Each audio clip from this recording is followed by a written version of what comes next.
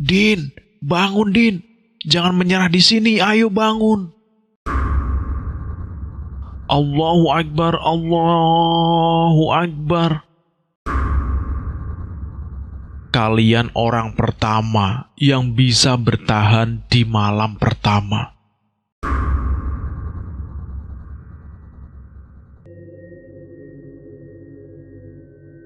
Assalamualaikum warahmatullahi wabarakatuh. Jumpa lagi di Lentera Hitam. Tentunya masih bersama saya, Bobby, yang akan menceritakan kisah misteri pendakian gunung. Bagaimana kabarnya teman-teman semua? Pastinya dalam keadaan sehat, baik-baik saja, sukses selalu, dan selalu dimudahkan segala urusannya. Amin.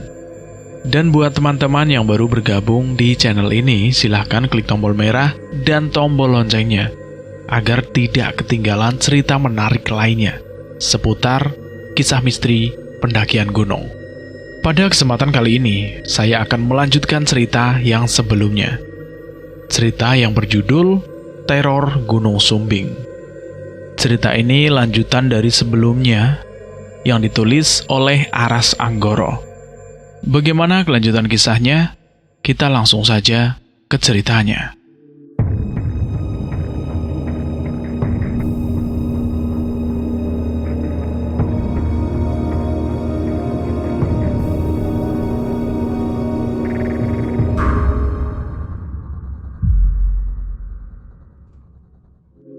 Dengan jemari yang gemetar, dia menyibak sedikit, belukar, coba mengintip keluar. Suara itu terdengar dekat, tapi yang Adi lihat hanyalah kegelapan dan kabut. Bola matanya liar mencari-cari, menelisik pergerakan di sekeliling. Ternyata tidak ada apapun, tidak ada apa-apa. Detak jantungnya bergemuruh, beginya sedetik terasa selamanya. Di mana setan sialan itu? Batin si Adi menjerit, panik, sambil mencari-cari. Dia perlu tahu makhluk apa yang akan dia hadapi. Tapi ketika yang dicarinya muncul, mendadak wajahnya langsung berubah pucat. Dari lubang intipnya, dia melihat mayat hidup dengan leher terpenggal, tengah berjalan mendekat. Di tangan kanannya, mayat itu mencengkram sebuah kepala dengan mata melotot dan bola mata yang bergerak liar ke segala arah. Jaringan otot dan sisa-sisa tenggorokan membentuk surai di tempat yang seharusnya adalah leher. Dan surai darah itu terseret-seret begitu saja di tanah. Adi menelan ludahnya sendiri. Makhluk itu tidak sendiri. Satu persatu puluhan mayat tanpa kepala itu muncul dari balik kabut, dan mereka semua mengarah ke sini, ke arah Adi dan Adinda. Tidak mampu lagi menggendong Adinda, dia melingkarkan lengan Adinda di lehernya dan menyeret perempuan itu untuk menjauh dari tempat itu. Suara langkah, semak yang disibak, dan bau busuk mengejar di belakangnya. Dia merasakan tubuh Adinda semakin berat, dan kepalanya mulai terkulai. Sambil menyeretnya, Adi berteriak menyadarkannya. Din, bangun Din, jangan menyerah di sini, ayo bangun. Tapi Adinda ini sudah benar-benar kolap. Dengan tangan mencengkram pinggangnya, Adi menyeret tubuh Adinda. Tak ada waktu untuk berubah posisi, karena mayat-mayat tanpa kepala itu terdengar semakin mendekat. Mendadak semak belukar menghilang. Adi menemukan dirinya berada di ujung tebing yang sangat curam. Tak jauh di depannya, jurang tanpa dasar terlihat menganga di sana.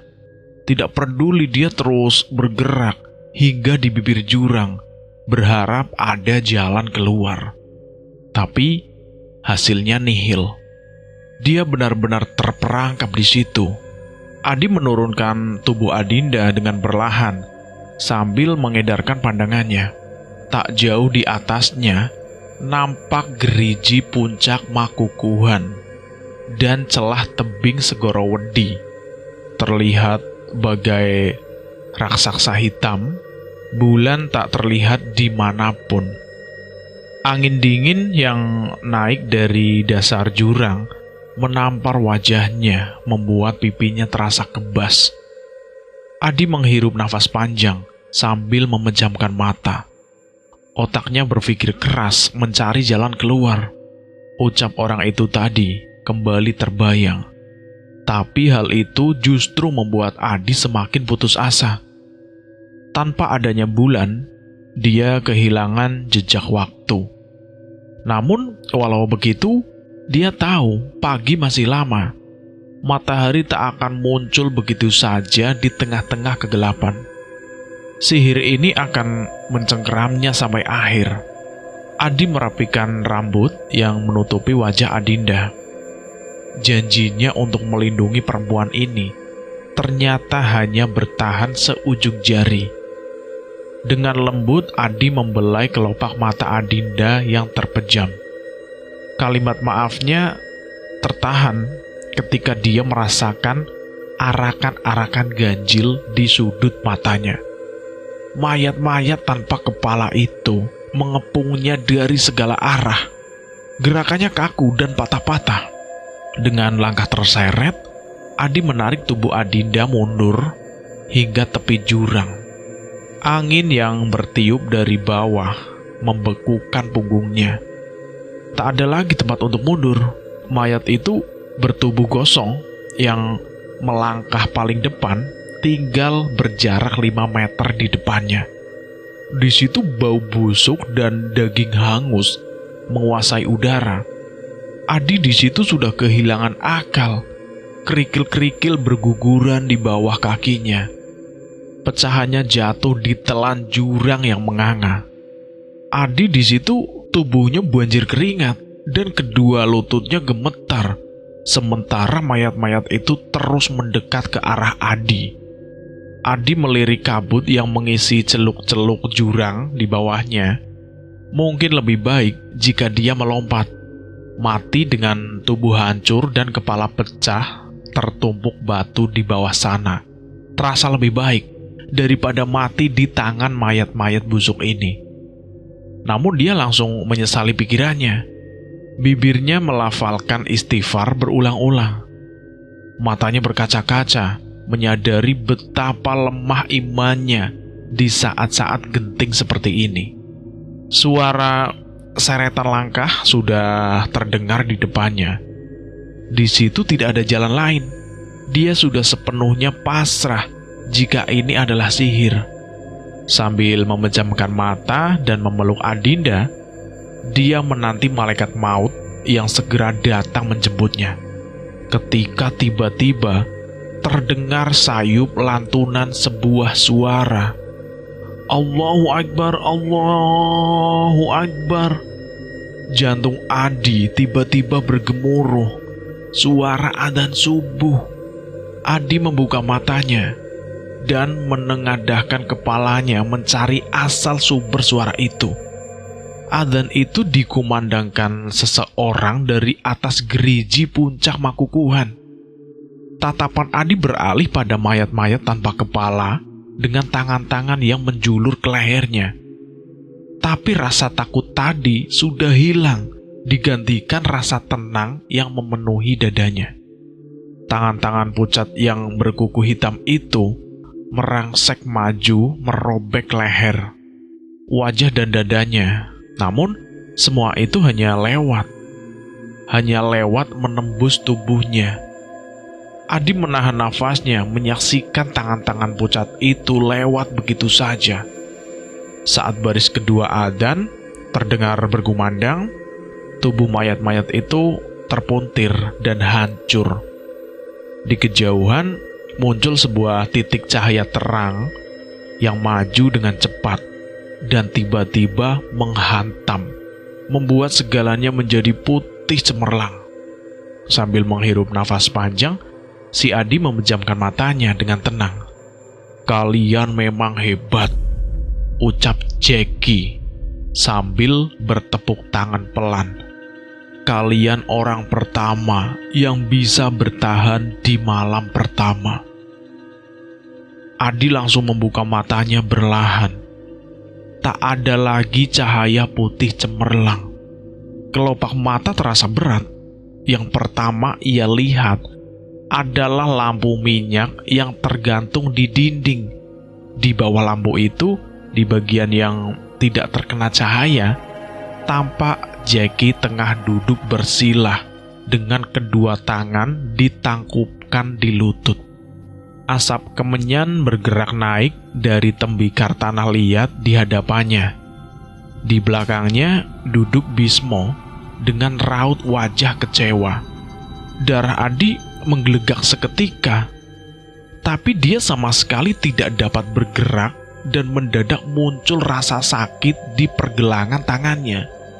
Telunjuk si Jackie bergerak-gerak menunjuk belakang tubuhnya, mengingatkan bahwa selama ini dia terikat di tiang.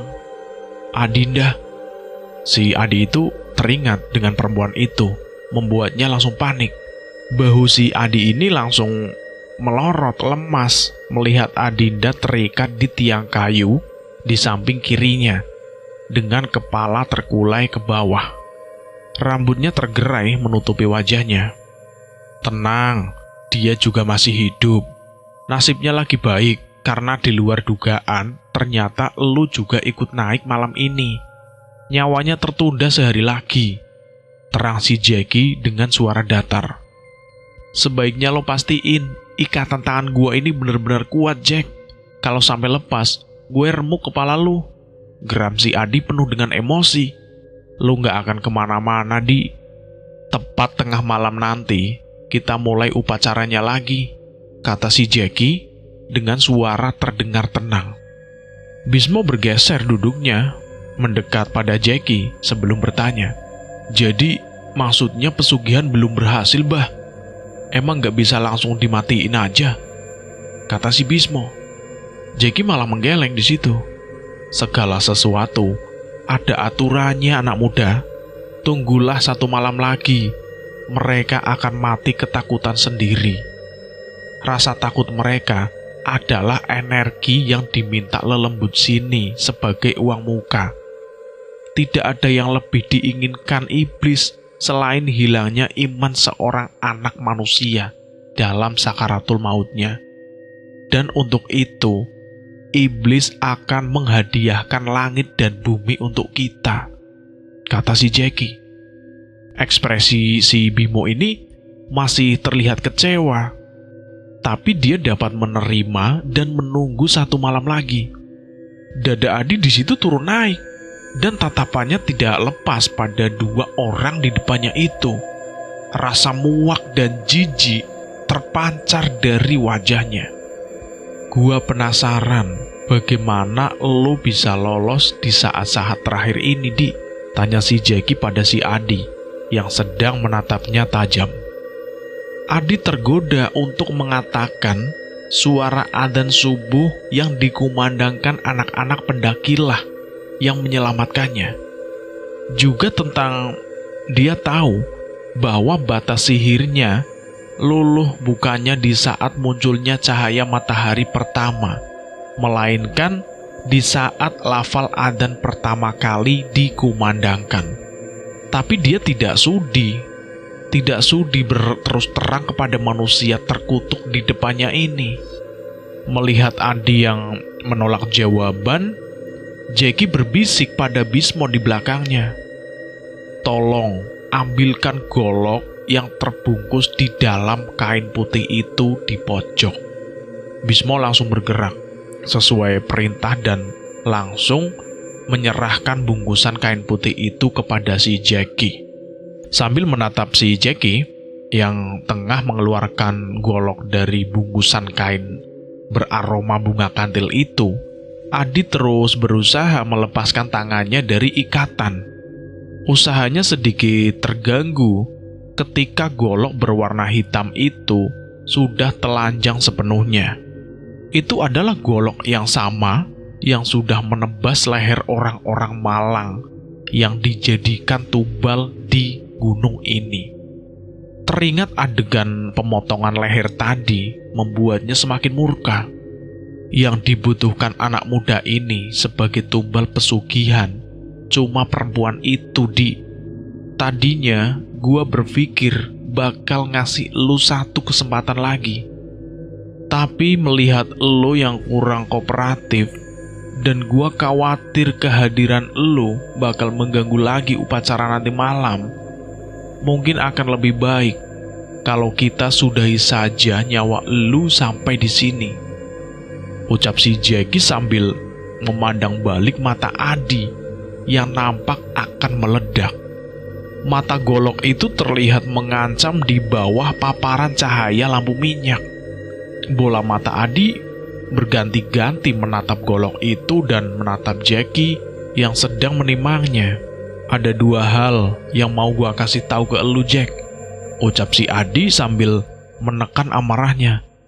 Oh, akhirnya ngomong juga. Apa? Ayo bilang apa? Tapi biar lu gak kecewa, gue jujur aja. Omongan elu gak akan merubah apapun. Keputusan gue udah bulat. Suara Jackie terdengar luar biasa tenang di situ. Lalu dia meneruskan. Apa itu? Yang pertama ini, Jack. Di alam tadi, gue ketemu dengan Bang Moka. Adi menjawabnya seperti itu. Oh ya? Jackie nampak terkejut. Sekarang masuk akal, kenapa lo bisa selamat? Jauh-jauh dari Ciremai untuk menyelamatkan anak emasnya. Hebat. Gua itu fan berat beliau lo, Di. Konsep kita soal jarak dan waktu jauh berbeda dengan konsep jarak dan waktu dunia mereka.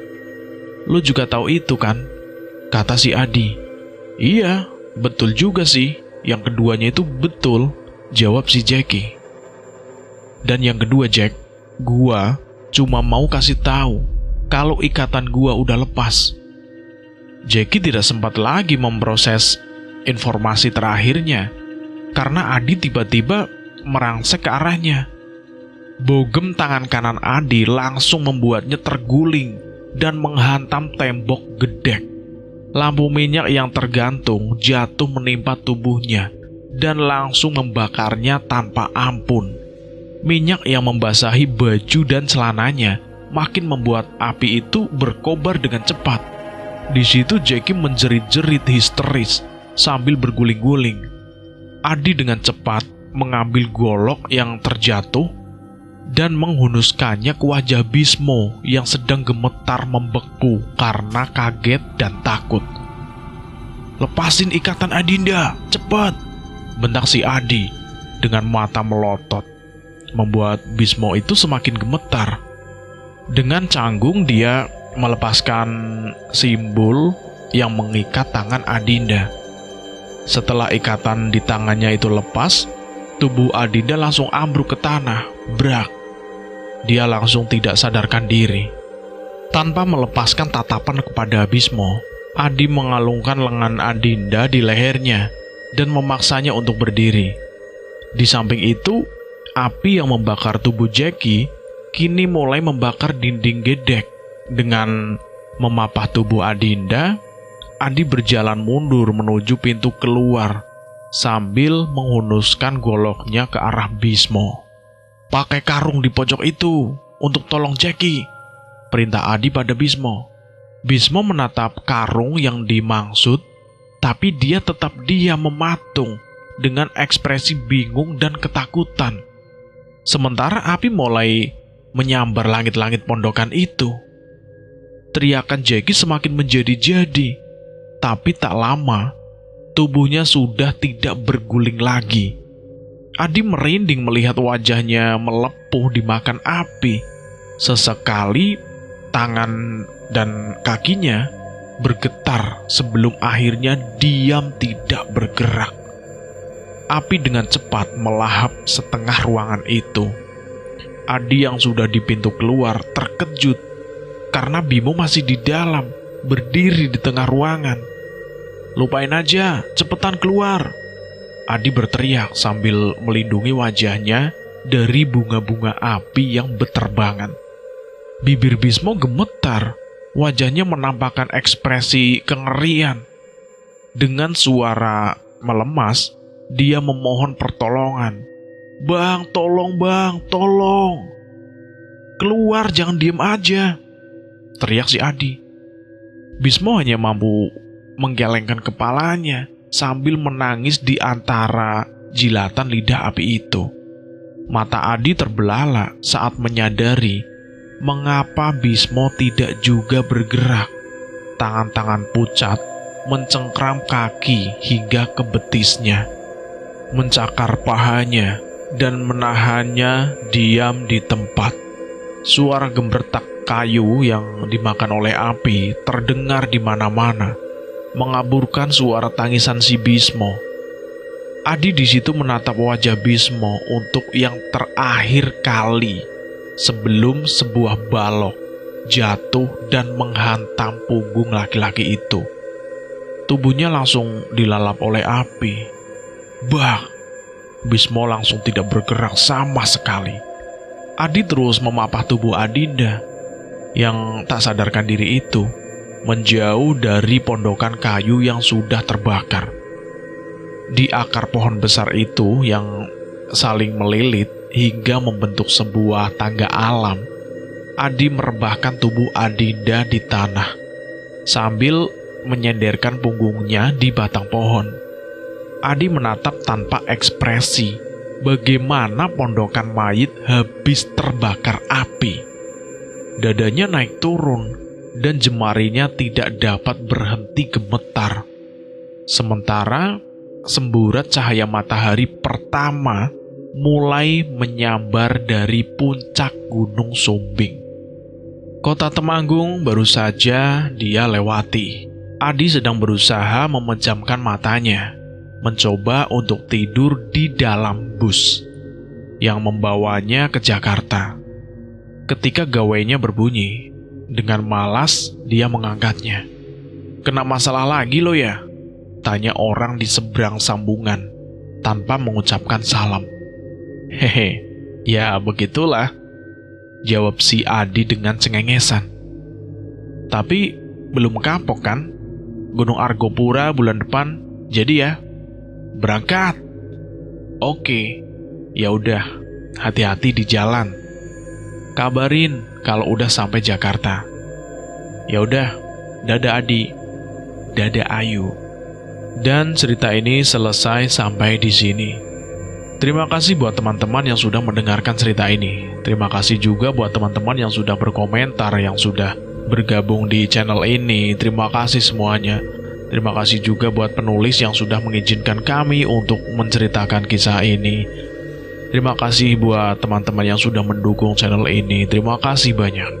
Dan saya mohon maaf jika ada kesalahan kata. Buat teman-teman, semoga diberikan kesehatan, diberikan kelancaran dalam rezekinya, dan dimudahkan segala urusannya.